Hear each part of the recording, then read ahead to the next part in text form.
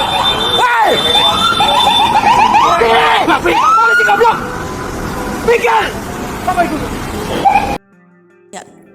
Media sosial dihebohkan dengan sebuah video seorang pria yang diduga seorang anggota polisi berteriak polisi goblok ketika mengamankan iring-iringan delegasi negara yang hendak menghadiri KTT ASEAN. Dalam video viral tersebut, momen itu terjadi ketika anggota Korlantas Mabes Polri menutup sementara Lingkar Semanggi menuju Jalan Jenderal Sudirman. Seluruh kendaraan yang berasal dari Lingkar Semanggi dihentikan lantaran ada iring-iringan delegasi negara yang akan melintas. Namun rekayasa lalu lintas yang dilakukan anggota Korlantas Mabes Polri justru dikacaukan oleh polisi yang mengendarai mobil PCR. Mobil itu justru menerobos penjagaan hingga hampir mencelakakan rombongan patwal dan delegasi yang melaju dengan kecepatan tinggi di Jalan Jenderal Sudirman. Momen peristiwa tersebut ditanggapi dengan emosi para polisi yang berada di lokasi. Mereka mengumpat anggota polisi yang mengendarai mobil PCR. Sejumlah anggota polisi yang mengamankan di tepi jalan berusaha menghentikan mobil itu. Hei! Polisi goblok! Pikir! Apa itu?